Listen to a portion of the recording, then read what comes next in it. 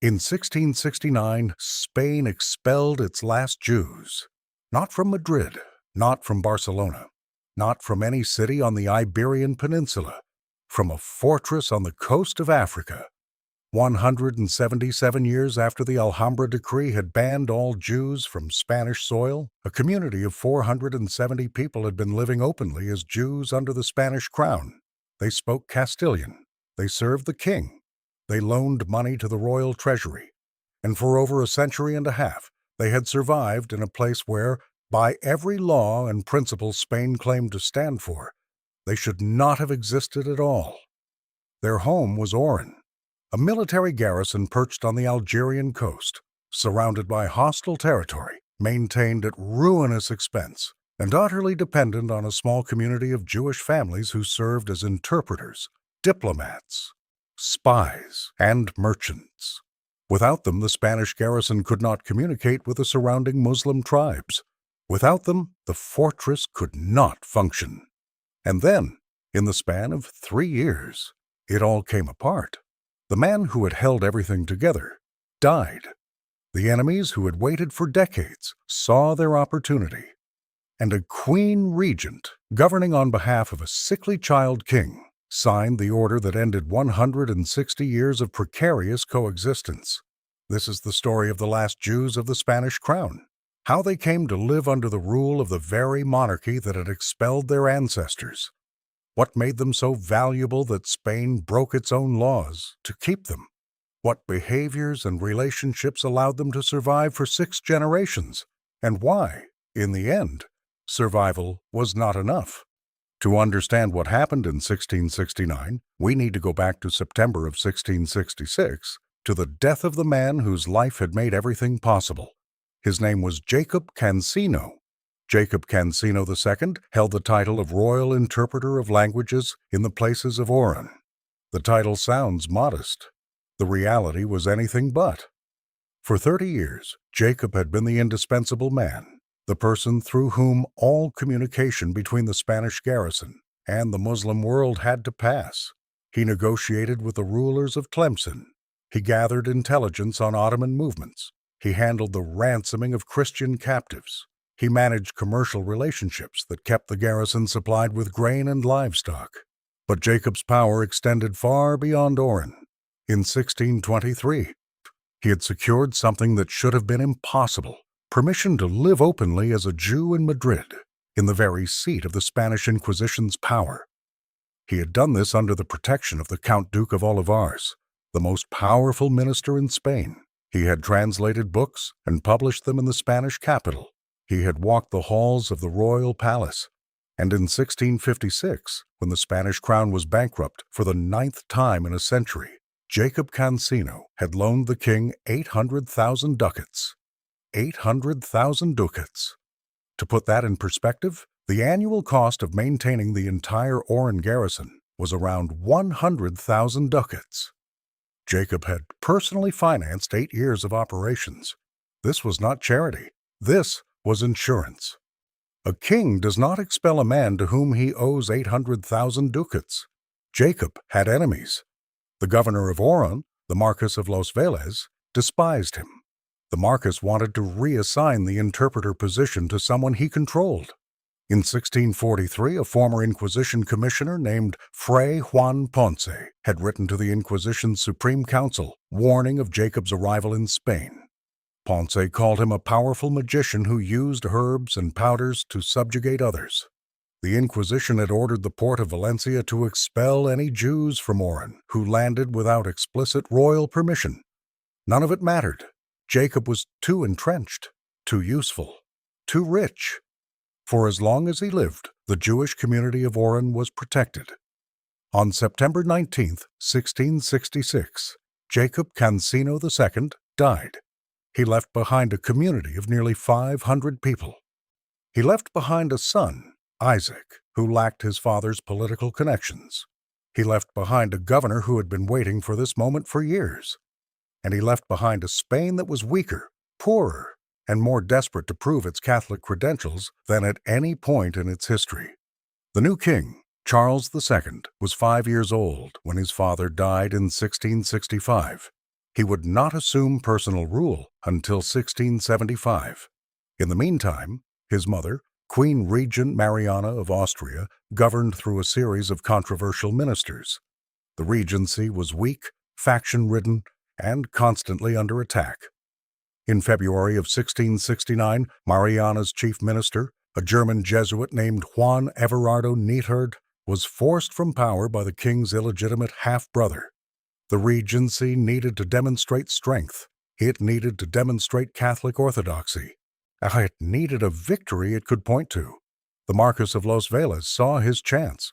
With Jacob dead, with no one of comparable stature to advocate for the community in Madrid, with a weak regency looking for ways to project authority, the governor pressed his case for expulsion. The arguments were familiar. They were the same arguments that had been made in 1492 and in 1609 when Spain expelled its Morisco population, and in every moment when Spain had chosen religious purity over practical benefit. The Jews were a stain on Catholic soil. Their presence was an affront to the faith. Their services, whatever they might be, could not justify the scandal of tolerating infidels under the Spanish crown. The arguments against expulsion were also familiar. The Jews were useful. They provided services no one else could provide. They had loaned money to the crown. Their removal would damage the garrison's ability to function. In April of 1669, Queen Regent Mariana signed the decree. The Jews of Oran and the adjacent fortress of Mers el-Kebir were ordered to leave. 160 years of survival came to an end. The community scattered. Some went to Nice, which was under the rule of the Dukes of Savoy. Some continued to Livorno in Tuscany, where the Medici Grand Dukes had made the port a haven for Sephardic merchants. Some made their way to Amsterdam, where a thriving Jewish community had emerged under Dutch protection. Some likely crossed into Muslim territory, to Tlemcen or other North African cities, where their ancestors had once found refuge. And one member of the community made a different choice. Isaac Canino, the eldest son of Jacob Canino II, converted to Christianity at the moment of expulsion. After 6 generations of his family serving Spain while maintaining their faith, after 160 years of the community preserving its identity under the most impossible circumstances, Isaac chose baptism. We do not know his reasons. We do not know if he converted out of conviction or desperation or calculation. We know only that when the community walked out of Oran for the last time, Jacob Canino's eldest son stayed behind as a Christian. The fortress would survive for another 39 years. In January of 1708, Oran fell to Ottoman Algerian forces under the Bay of Mascara. The garrison, reduced to fewer than 1,500 men by mutinies and failed relief expeditions, was overwhelmed.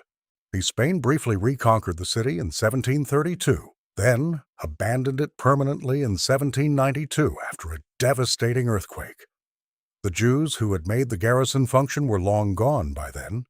The expertise they had provided, the relationships they had built, the intelligence networks they had maintained over 6 generations, all of it had walked out the gates in April of 1669.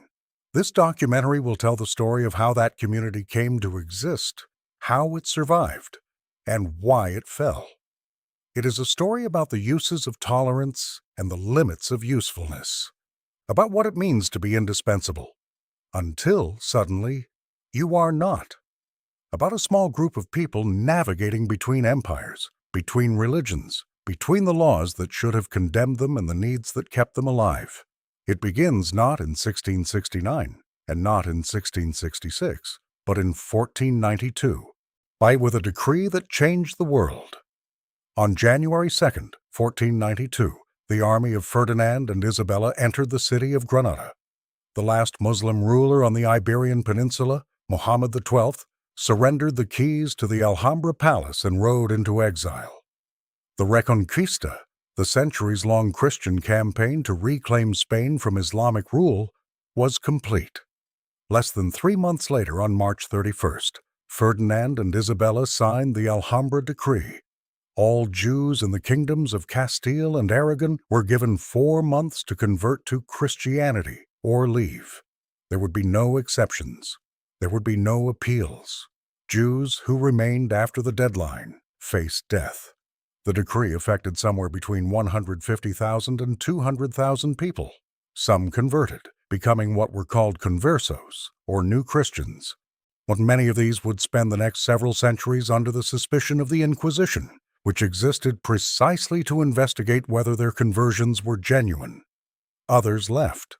They went to Portugal, which would issue its own forced conversion decree in 1497.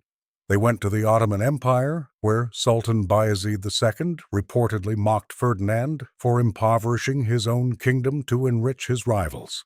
They went to Italy, to the Low Countries, to anywhere that would have them, and many went to North Africa. The Moroccan and Algerian coasts were close, just a few days' sail from Spain. Jewish communities already existed there, descendants of earlier waves of refugees and of Jews who had lived in the region for centuries. The city of Tlemcen, the capital of a regional Muslim kingdom, became a major center of Jewish life. So did Fez in Morocco. So did a prosperous trading port called Oran. Ferdinand and Isabella did not intend for the story to end there. The Reconquista had unified Spain under Christian rule. The expulsion had purged the land of Jews. But the monarchs and their successors believed that Spain's mission extended beyond the peninsula. The crusade would continue across the water into the lands of Islam. The man who would carry this vision forward was Cardinal Francisco Jiménez de Cisneros, Archbishop of Toledo, Grand Inquisitor of Spain, and one of the most powerful figures in the kingdom. Cisneros was an ascetic, a reformer, and a zealot.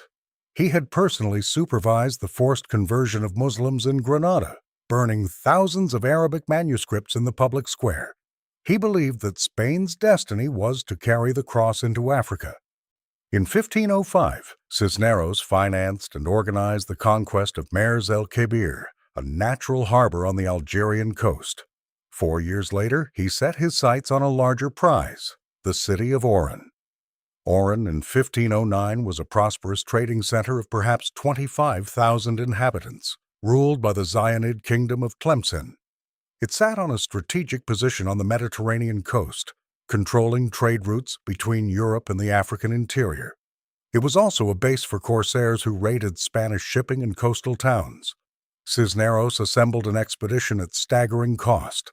The final bill came to 39.6 million maravedis, nearly 5 times what the crown would later spend on Magellan's circumnavigation of the globe.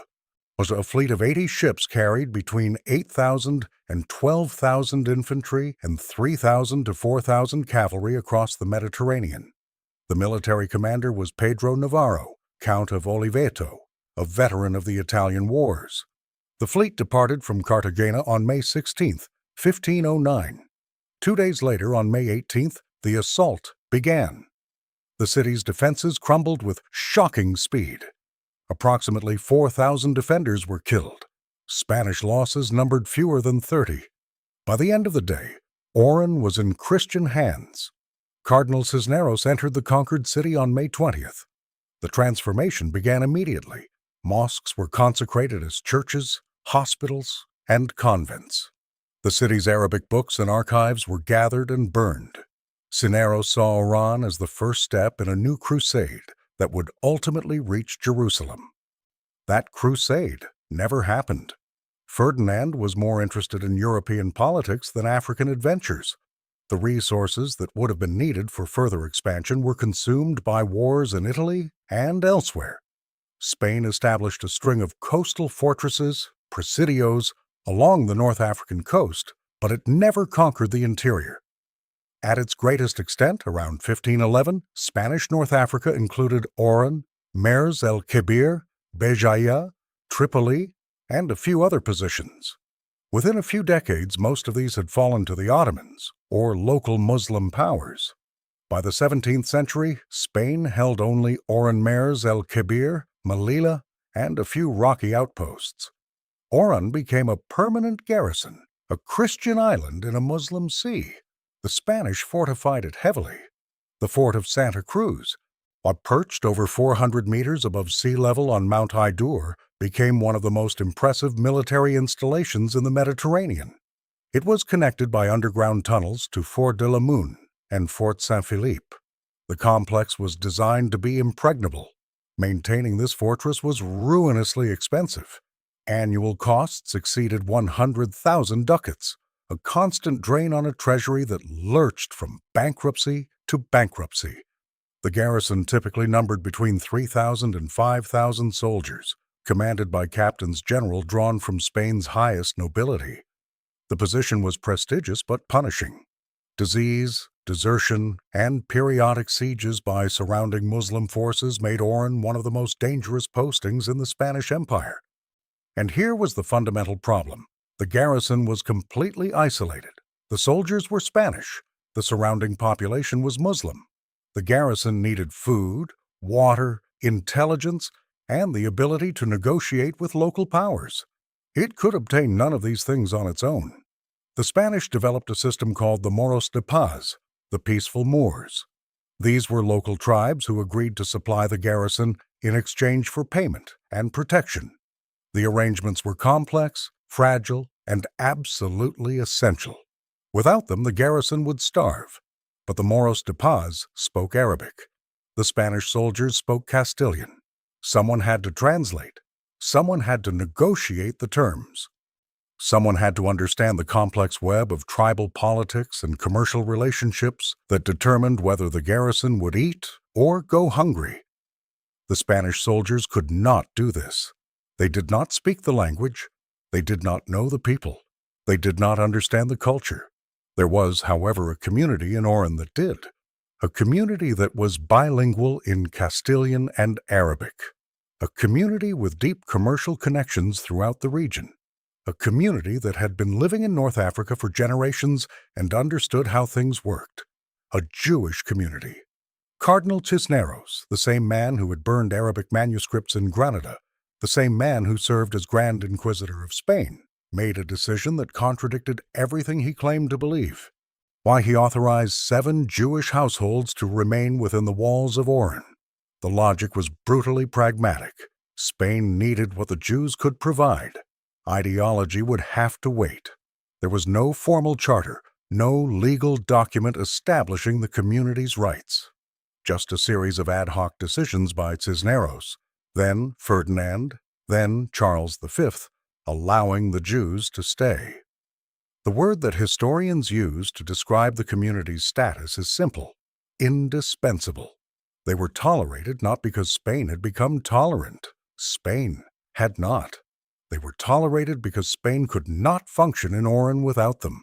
This arrangement would last for 160 years. It would produce one of the strangest Jewish communities in history. People who served the crown that had expelled their ancestors, who maintained their faith under the eyes of the Inquisition, who became so essential to Spanish operations that no governor could remove them no matter how much he might want to.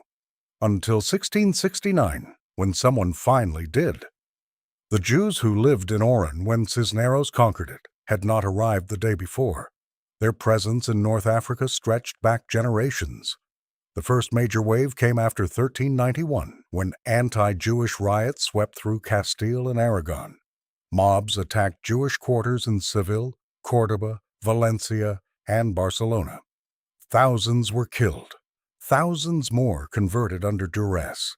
And thousands fled, many of them to North Africa, where Muslim rulers offered at least a measure of protection. The second wave came after 1492, when the Alhambra decree gave Jews 4 months to convert or leave. Oran was one of the closest North African ports to Spain. Ships carrying refugees landed there in the summer of 1492, their passengers joining the community that had formed a century earlier. By the time Cisneros' soldiers stormed the walls in 1509, Oran had an established Jewish community embedded in the city's commercial fabric. They knew Arabic. They knew the local merchants and tribal leaders. They knew how trade worked between the coast and the interior. They had exactly the skills that the Spanish garrison would need. Cisneros' decision to retain 7 Jewish households was not an act of mercy. It was a calculation. The garrison needed interpreters, and the Jews were the only people who could do the job. Everything else, including the fundamental principles on which the Spanish state claimed to be built, all would have to accommodate this reality. Over the following decades, the community grew. 7 households became more. By the early 17th century, perhaps 300 Jews lived in Oran. By the time of the expulsion in 1669, the community numbered 466 to 476 individuals living in over 100 houses. This was roughly 1/5 of the Presidio's total population. 4 families dominated the community's life: the Canino, the Sasportas, the Satora, and the Benzmiro. These were described in contemporary sources as the natural families of Oran, the ones who had been there longest and wielded the most influence. Below them were other families, some prosperous, some struggling, all of them bound together by the shared condition of their existence. The community maintained 3 languages. A Hebrew was used for religious purposes. Judeo-Arabic was the daily language of conversation and commerce, a dialect of Arabic written in Hebrew characters. Castilian Spanish was the language of communication with the garrison and with Spain itself. The ability to move between these worlds, to speak to a Spanish governor in his own language, and then turn and negotiate in Arabic with a tribal delegation, was the community's fundamental asset. They left behind documents. The most important is the Oran Mazor, a set of 5 liturgical manuscripts now held at Oxford's Bodleian Library.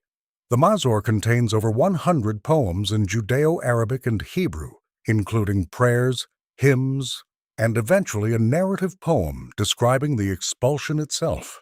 These manuscripts are the community's voice speaking across the centuries. What exactly did the Jews of Oran do? The answer is nearly everything that required crossing boundaries.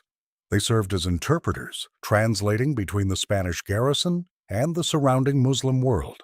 Every negotiation with local tribes, every diplomatic mission to the rulers of Tlemcen, every interrogation of a captured enemy required their services. The position of royal interpreter, held by the Canino family for 6 generations, was the most visible expression of this role. But interpretation work extended throughout the community. They served as diplomatic agents. When Spain needed to communicate with Muslim powers, Jews carried the messages. They understood court protocols, knew which officials to approach, and could frame proposals in terms their Muslim counterparts would accept. This was delicate work requiring knowledge of multiple political systems. They served as spies. When the garrison undertook military expeditions, jornadas, into surrounding territory, Jewish intermediaries provided intelligence on enemy movements, local geography, and political alignments. Information that could mean the difference between a successful raid and a disaster passed through Jewish hands. They served as merchants. Trade between Oran and the Muslim hinterland, and between Oran and Spanish ports like Malaga and Cartagena, depended on Jewish commercial networks. The garrison needed grain, livestock, and supplies. Local tribes wanted European manufactured goods. Jews facilitated these exchanges, profiting from their position as intermediaries while keeping the garrison fed. They served as moneylenders. Cash was always short in Oran. Soldiers went unpaid for months at a time. Governors needed funds to maintain fortifications or bribe local allies. Jewish moneylenders provided credit, charging interest that the church forbade Christians from taking. This was a role that Jews had played throughout medieval Europe, and it continued in Oran.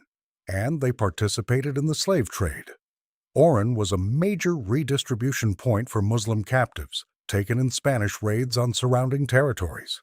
Between 1568 and 1570 alone, 7 expeditions yielded 1,282 captives.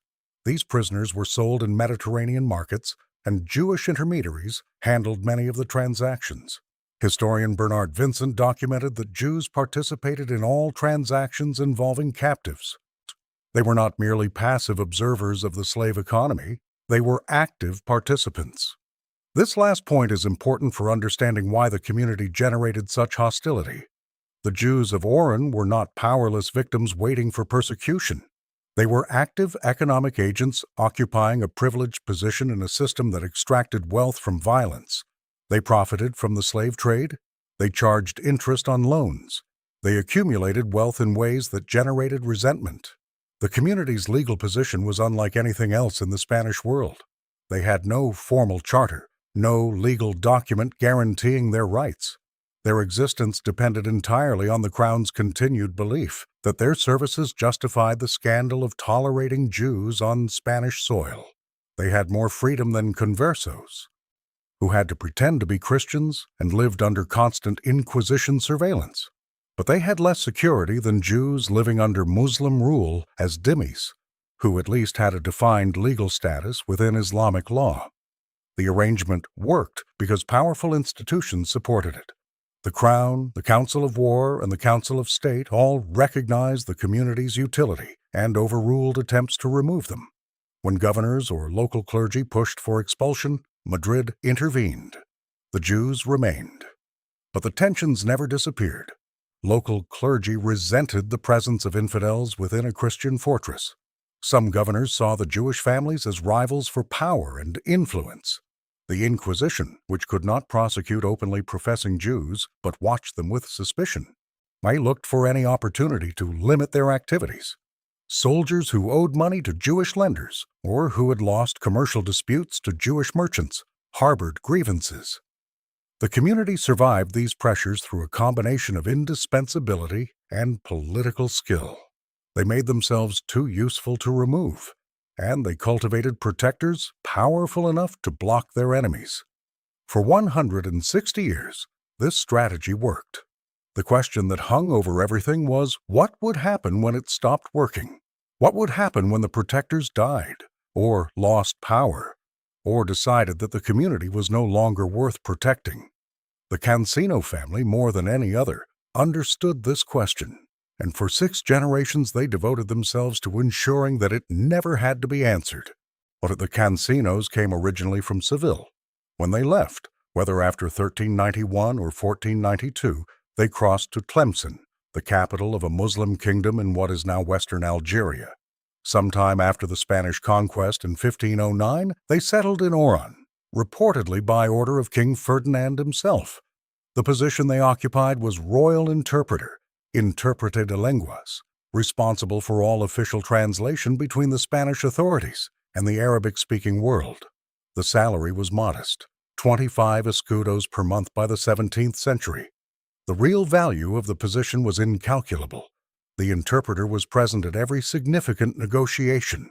He knew what the Spanish were willing to offer and what the Muslims were willing to accept. He understood the garrison's vulnerabilities and the local powers' intentions. An information that commanders needed to make decisions passed through his hands. In a fortress where communication was survival, the interpreter was indispensable. The position became hereditary in the Canino family.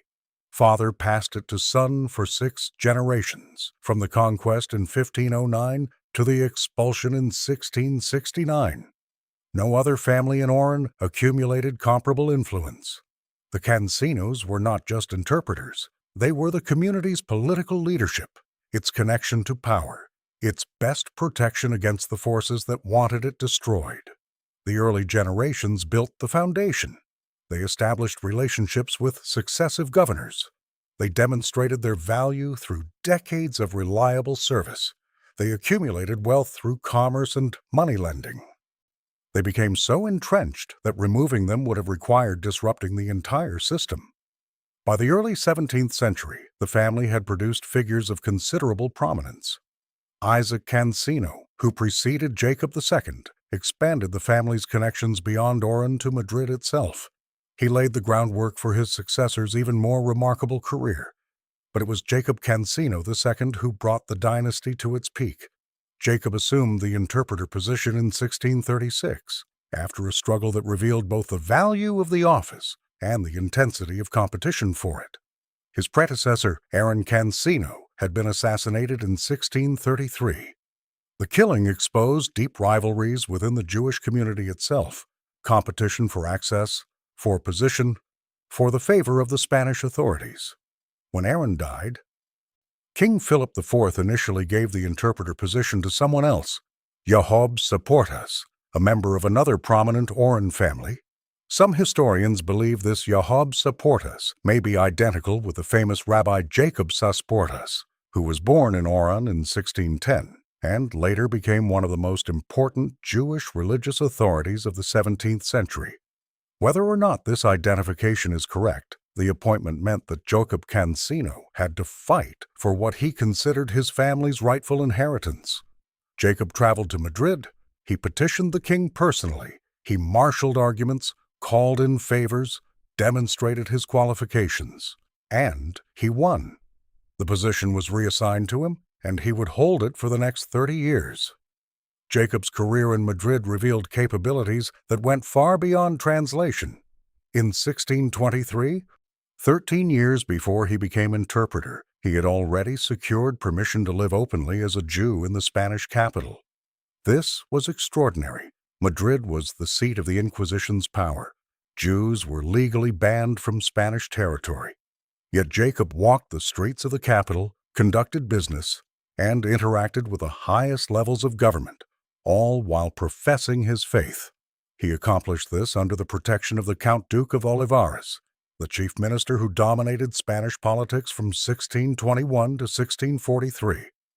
Olivares was a pragmatist who valued competent servants regardless of their background. He protected converso financiers and apparently extended that protection to at least one openly Jewish agent. Jacob operated in Madrid under Olivares' umbrella, insulated from the Inquisition by ministerial favor. In 1638, Jacob published a book in Madrid. He had translated a Hebrew work by Moses Almosnino, a 16th-century rabbi from Salonika, about the Ottoman capital Constantinople. The book appeared in Castilian, printed in Madrid, with Jacob's name on it as translator.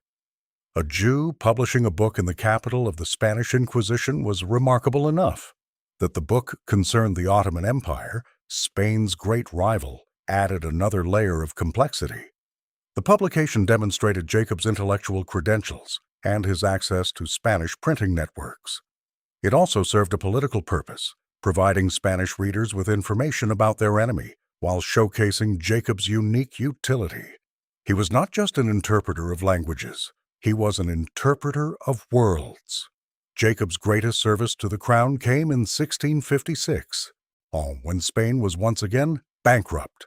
The century had been a financial catastrophe. Spain had declared bankruptcy in 1557, 1575, 1596, 1607, 1627, and 1647. The costs of European wars, colonial administration, and military operations far exceeded revenues. By the 1650s, the treasury was empty. Jacob Canino loaned the crown 800,000 ducats. This was an immense sum. The entire annual cost of maintaining the Oran garrison was around 100,000 ducats. Jacob had personally financed the equivalent of 8 years of operations. Where he obtained this money, whether from his own accumulated wealth or by organizing a consortium of lenders, the sources do not clearly say. What matters is that he had it, and he gave it to the king. The loan made Jacob untouchable. A debtor does not destroy his creditor. As long as the crown owed Jacob 800,000 ducats, no enemy, however powerful, could move against him. He had purchased protection with the most reliable currency available, money that the king needed and could not repay. But Jacob had enemies. The Marquis of Los Vélez, governor of Oran, wanted to control the interpreter position himself. He had a candidate in mind, someone he could dominate, and Jacob stood in the way. The rivalry was personal and institutional, a conflict between the governor's authority and the interpreter's entrenched position. The Inquisition also watched Jacob with suspicion. In November 1643, Fray Juan Ponce, a former Inquisition commissioner who had served in Oran, wrote to the Suprema, the Inquisition's Supreme Council, warning of Jacob's arrival in Spain. Ponce's language was lurid. He called Jacob a powerful magician who mixed herbs and powders to subjugate others, presumably the Spanish officials who protected him. The accusation was obviously fantastical, but it reflected the Inquisition's frustration at being unable to touch a Jew who operated openly in Madrid under royal protection. The Suprema responded by ordering the port of Valencia to expel any Jews from Oran who landed without explicit royal permission. This was a shot across Jacob's bow, a reminder that the Inquisition had not forgotten about him, even if it could not prosecute him directly. None of these enemies could bring Jacob down while he lived. His relationships, his wealth, his decades of service, and above all his loan to the crown made him invulnerable. The community he protected shared in that invulnerability. As long as Jacob Canino stood between them and their enemies, the Jews of Oran were safe. On September 19, 1666, Jacob Canino II died. He was probably in his 60s or 70s. He had held the interpreter position for 30 years, longer than any of his predecessors. He had seen Spain decline from European dominance to exhausted impotence. He had navigated the fall of Olivars, the endless wars, the bankruptcies, the transition from Philip IV to the regency government that now ruled in the name of a sickly child. His death left the community without its protector. His eldest son, Isaac, would inherit the interpreter position. But Isaac lacked his father's decades of accumulated relationships, his connections in Madrid, his history of service that made him indispensable. Isaac was a young man stepping into an old man's shoes, and the shoes did not fit. The Marquis of Los Vélez understood immediately what Jacob's death meant. The obstacle that had blocked him for years was gone. The time to act was now. The historian Beatriz Alonso Acero titled her chapter on this period, La lenta agonía de los judíos en Oran, the slow agony of the Jews of Oran. The phrase captures something essential about how the end came. It was not a sudden rupture, not a bolt from the blue. It was the culmination of 160 years of precarious existence, the final failure of a strategy that had worked for 6 generations. The community's survival had always been, as Jean-Frédéric Chaube wrote, suspended from the feeling of utility of the services rendered. As long as the crown believed the Jews were useful, it overruled their enemies. As long as someone powerful enough stood between the community and the forces that wanted it destroyed, the community survived. Jacob Canino had been that someone. Now, he was dead. The political situation in Madrid made matters worse. King Philip IV had died in September 1665, 1 year before Jacob Canino. The new king, Charles II, was 4 years old. He would not assume personal rule until 1675. In the meantime, his mother, Queen Regent Mariana of Austria, governed in his name. Mariana was a foreigner, an Austrian Habsburg, in a court full of Spanish grandees who resented her influence. She governed through a series of chief ministers, beginning with Juan Everardo Nithard, her Austrian Jesuit confessor.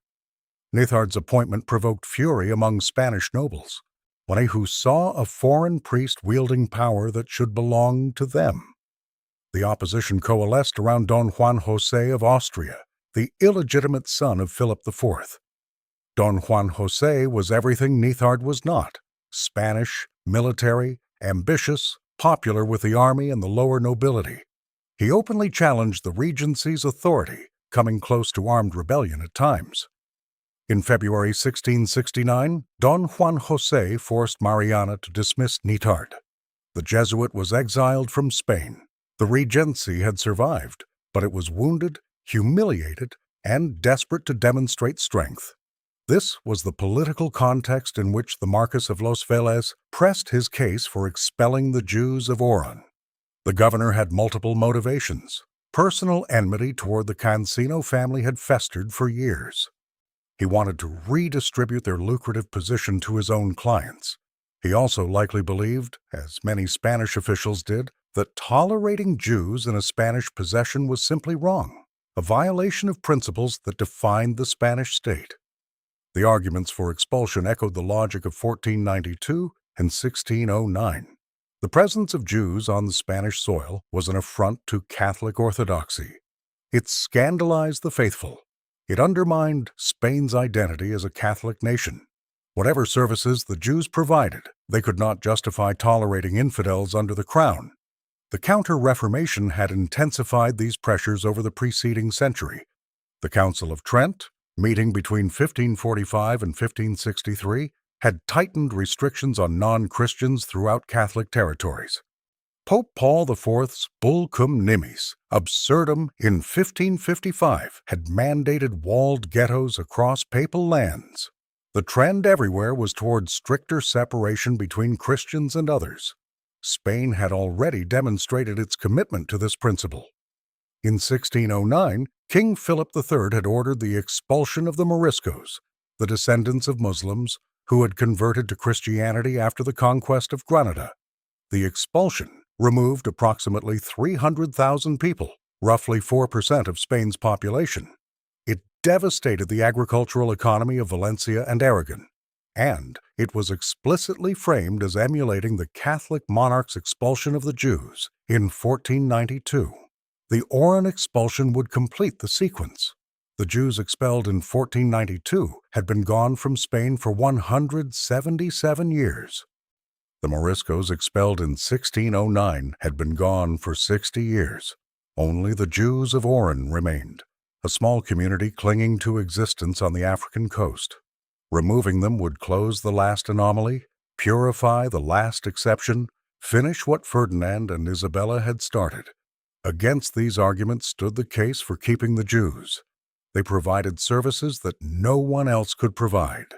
Their interpretation, intelligence, and commercial networks were essential to the garrison's functioning. Jacob Canino had loaned the crown 800,000 ducats. Expelling the community meant losing these assets and defaulting on that debt. But Jacob was dead. The debt was to a dead man, and dead men do not collect what they are owed.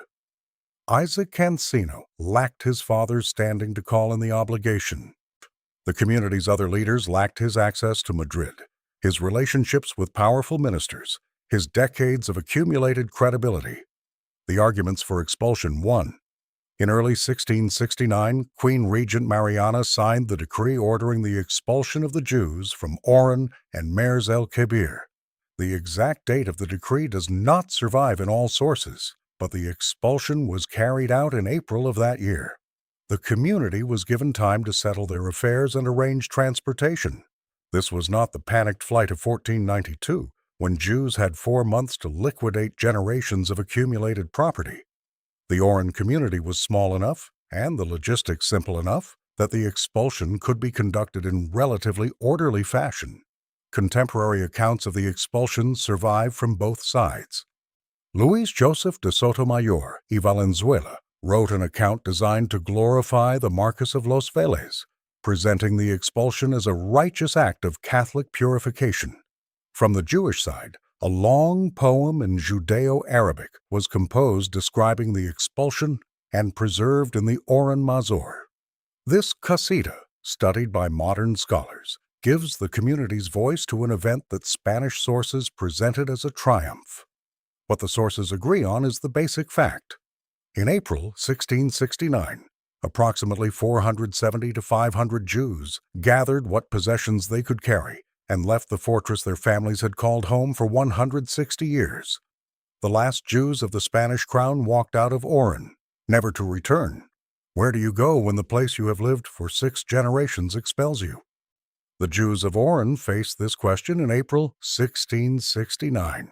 They were not the first Sephardic community to face it.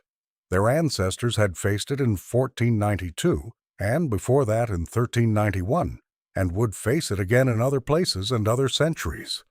Exile was woven into Sephardic experience. What varied was the destination. The community scattered across the western Mediterranean, seeking refuge in the places where Jews could live openly and safely. Their choices reflected the networks they had built over generations of commerce and the knowledge they had accumulated about where tolerance could be found. The primary destination was Nice. The city was then under the rule of the Dukes of Savoy, who had permitted Sephardic settlement since 1648. A small Jewish community already existed there, composed of refugees from Italy and Holland. Nice was close enough to Oran to be reachable by ship, far enough from Spanish territory to be safe, and governed by rulers who saw commercial benefit in welcoming skilled merchants and craftsmen. From Nice, many continued to Livorno. This Tuscan port, called Leghorn in English, had become the most welcoming city in the Mediterranean for Sephardic Jews. The Medici Grand Dukes had actively recruited Jewish merchants since the late 16th century, understanding that religious tolerance was good for business. Livorno had no ghetto. Jews could live where they pleased, engage in any trade, and practice their religion openly. By the mid-17th century, the city had a thriving Sephardic community engaged in Mediterranean commerce. Abraham Canino, the younger brother of Isaac Canino's eldest son, eventually became a rabbi in Livorno. The family that had served as Spain's interpreters for 6 generations now provided religious leadership to a refugee community. It was a different kind of service, but it continued the family's prominence in a new setting. Some of the expelled Jews reached Amsterdam. The Dutch Republic offered genuine religious tolerance, a rarity in 17th century Europe. The Amsterdam Sephardic community was one of the wealthiest and most culturally vibrant Jewish communities in the world. It had produced philosophers like Spinoza, merchants who traded across the globe, and a printing industry that served Jewish communities everywhere. And Isaac Canino was active as a publisher in Amsterdam in 1685. Possibly a relative of the Oran family continuing their tradition of working with texts and languages. Other refugees likely made their way to Tlemcen, Algiers, or other North African cities where Jewish communities existed under Muslim rule. These were the lands their ancestors had fled to after 1492, and they could receive new waves of refugees. The conditions were different from what they had known in Oran. As dhimmis under Islamic law, they would face legal restrictions and special taxes, but they would have defined rights, a recognized status, and relative security. This was more than the Spanish crown had ultimately offered. We know less about the dispersal than we would like. The sources focus on the expulsion itself, on the decree and its execution, rather than on what happened afterward. The community that had been so carefully documented while it served Spanish interests became invisible once it ceased to serve them. We know where some individuals ended up because their names appear in records from Nice, Livorno, and Amsterdam. For most of the 470 expelled, we know nothing of their fates. One choice stands out from the rest. Isaac Canino, the eldest son of Jacob Canino II, did not go into exile. At the moment of expulsion, he converted to Christianity. We do not know why Isaac made this choice. The sources do not record his reasoning, only his decision. Perhaps he could not bear to leave the only home he had ever known. Perhaps he believed conversion would allow him to maintain the family's position and property. Perhaps he had lost faith in a tradition that had brought his family to this moment. Perhaps he simply lacked the courage or the means to start over elsewhere. What we know is that after 6 generations of the Canino family serving Spain while maintaining their Jewish identity, the 7th generation broke the chain. Isaac stayed behind as a Christian while his community walked into exile. The conversion must have sent shockwaves through the departing community. The Caninos had been their leaders, their protectors, their connection to power. Jacob Canino had personified the community's strategy of survival through indispensability. His son's conversion meant that strategy had failed completely. Not only had the community been expelled, but its leading family had surrendered the very identity that expulsion was supposed to punish. Isaac's descendants, if he had any, would have been new Christians, conversos, and subject to the same suspicions and disabilities as the descendants of Jews who had converted in 1492. The Inquisition scrutinized converso families for generations, looking for evidence of secret Jewish practice. Isaac had escaped exile at the cost of entering a different kind of surveillance. For the community that departed, the expulsion severed connections built over 160 years. The relationships with Spanish officials, the commercial networks linking Oran to Spanish ports, the intelligence sources in surrounding Muslim territories, all of it was lost. The expertise that had made them indispensable walked out of Oran and dispersed across the Mediterranean. What did they take with them? Personal possessions, certainly. Money to the extent they had been able to convert property into portable wealth, books and documents, including the manuscripts that would eventually become the Oran Mazur, and memories, stories, the accumulated knowledge of how their community had survived in an impossible situation for 6 generations. What did they leave behind? Houses, businesses, relationships with neighbors and customers, the graves of their ancestors, the synagogue where they had prayed, the streets they had walked every day of their lives. Everything that could not be carried was lost. The fortress they left behind would survive for another 39 years, but it would never function the same way again. The immediate consequence of the expulsion was simple. Spain lost its entire intermediary class in Oran. The interpreters who had facilitated every negotiation with Muslim powers were gone. The merchants who had maintained commercial links to surrounding territories were gone. The intelligence gatherers who had provided information on enemy movements were gone. The people who understood how to navigate the complex relationships between the Spanish garrison and its Muslim neighbors, relationships that determined whether the garrison would eat or starve, were gone. The Spanish did not replace them. They could not. The skills the Jews had possessed, the languages they spoke, the relationships they had built over generations, these were not things that could be replicated by a decree. New interpreters had to be found and trained. New commercial networks had to be established. New intelligence sources had to be cultivated. All of this took time that Oran did not have.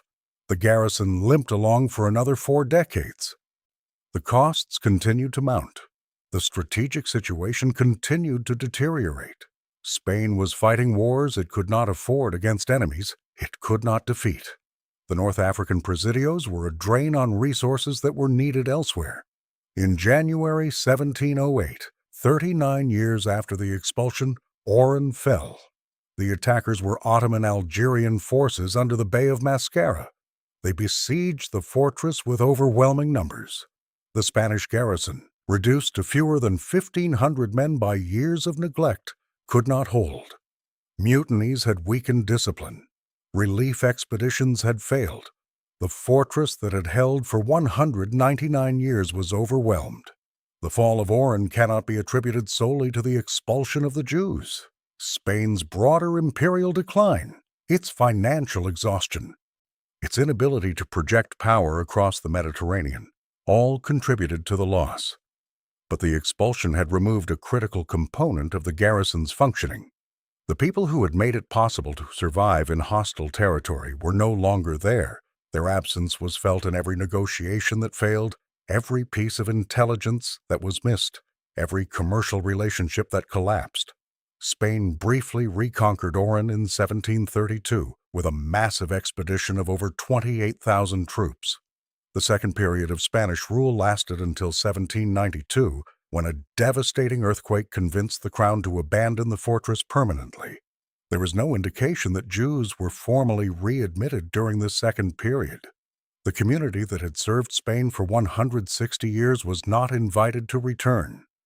The 1669 expulsion was the terminal event in a sequence of religious purges that had begun in 1492.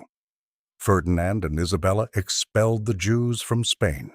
Their successors expelled Jews from Sicily, Naples, and other Spanish territories in Italy. Philip III expelled the Moriscos in 1609. Each expulsion was justified in the same terms: purifying Spanish soil of religious contamination, completing the work of the Catholic monarchs, perfecting Spain's identity as a purely Christian nation. The cost of this purity was enormous.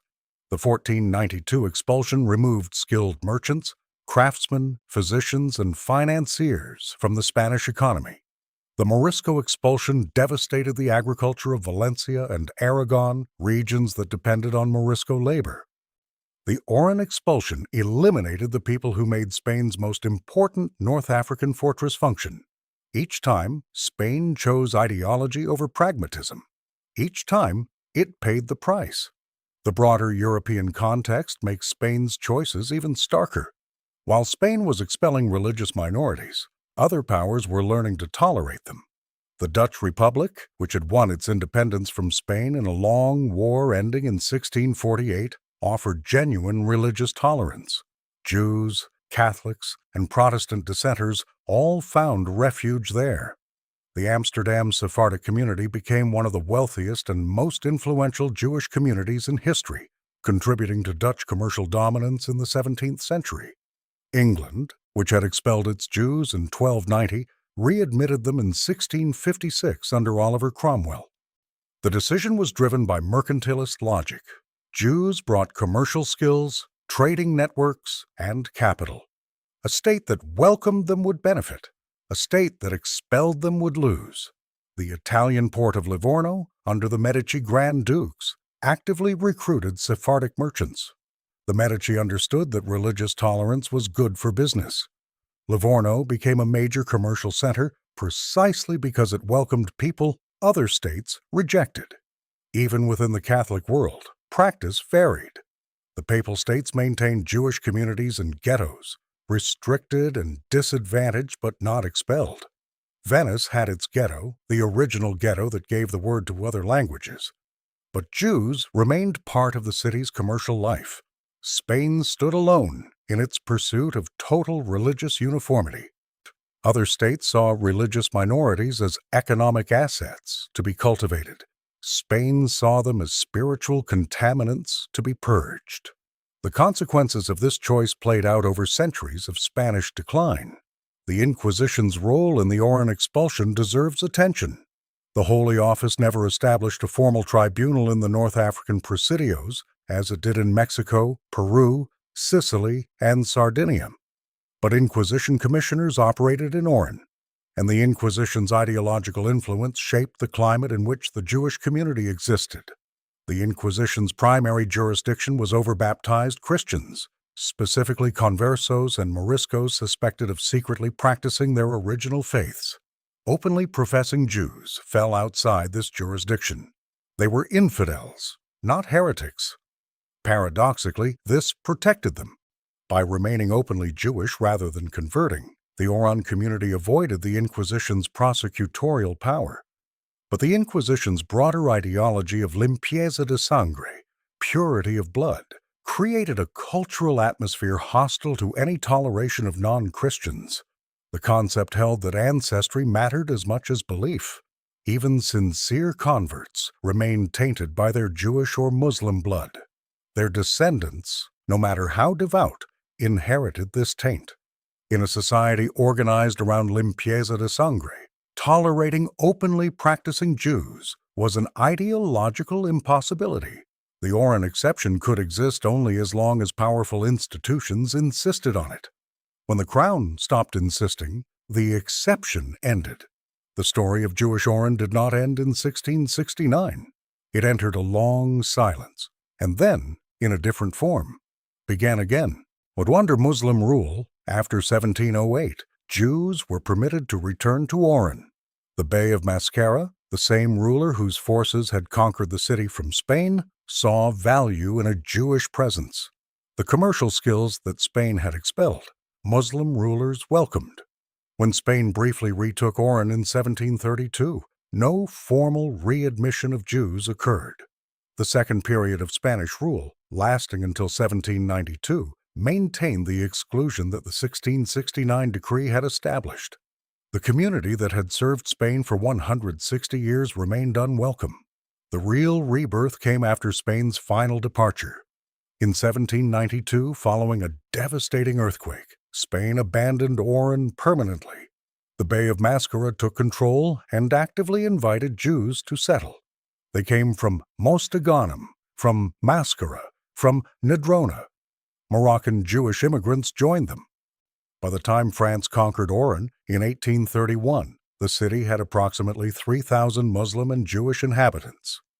Under French colonial rule, the Jewish community expanded dramatically.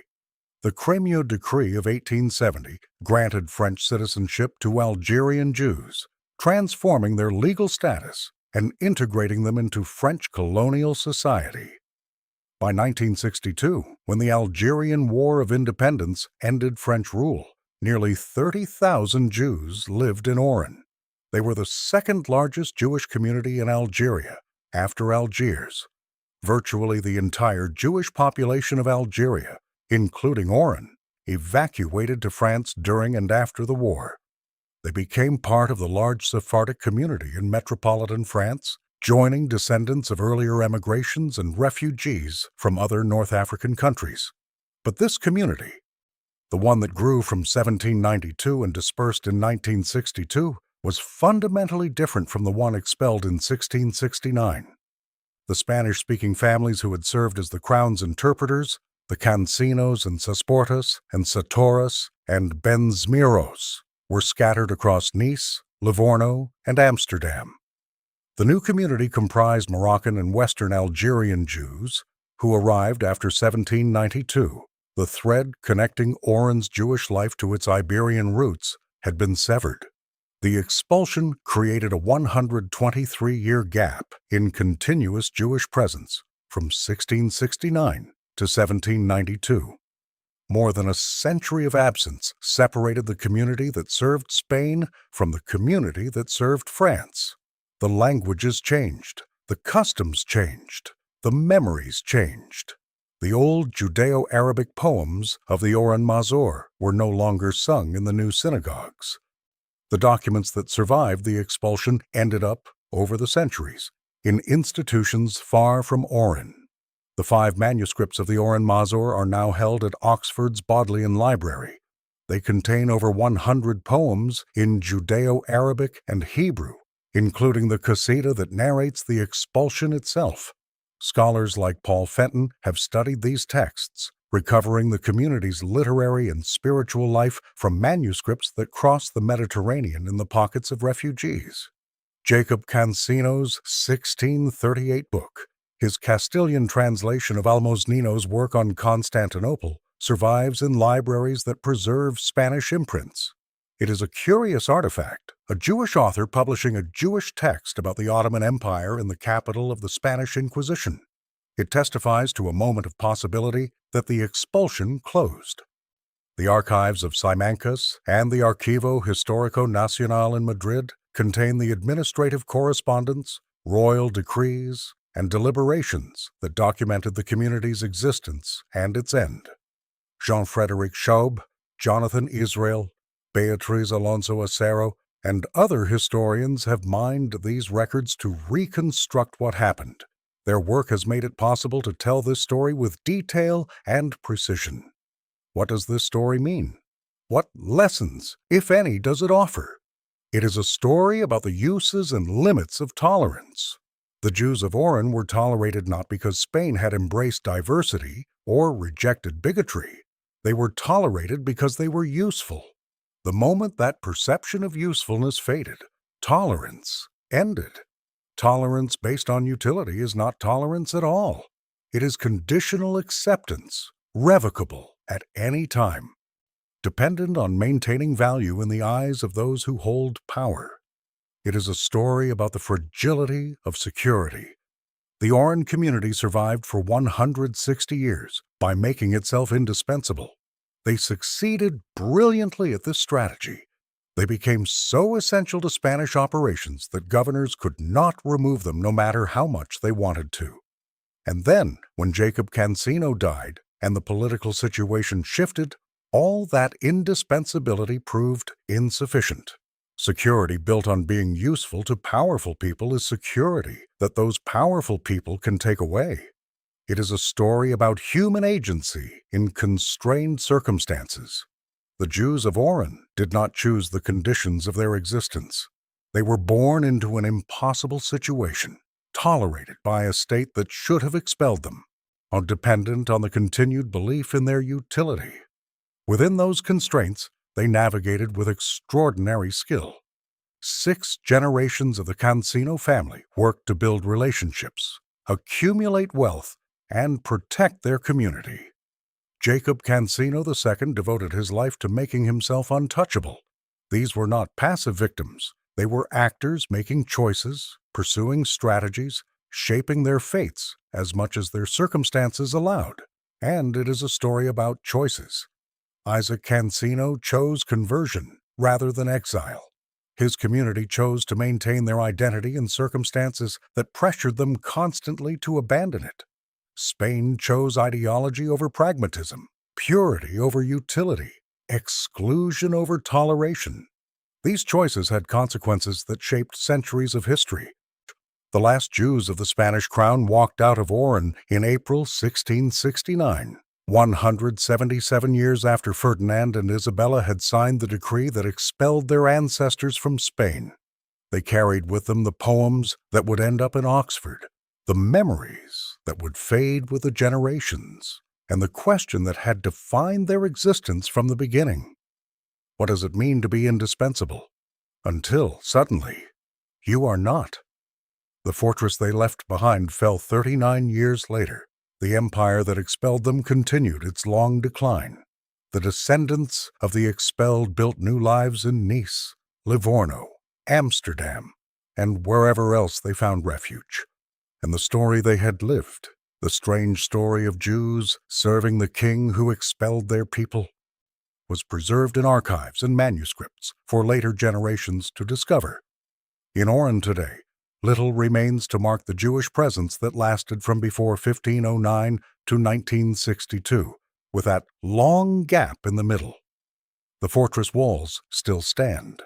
The forts that Spanish engineers built can still be seen. But the Jewish quarter is gone, absorbed into a city that has changed hands many times and now belongs to an independent Algeria. The Oran Mazor sits in Oxford. Jacob Cansino's book sits in Spanish libraries. The archives sit in Simancas and Madrid. The story survives in fragments scattered across institutions, waiting to be assembled by scholars and told to audiences who may never have heard of this small community and its extraordinary history. This has been that telling, the story of 470 people who should not have existed, who survived for 6 generations by being too valuable to destroy. But were they? If you found this history interesting, this next video will shock you. Click right here to watch it now.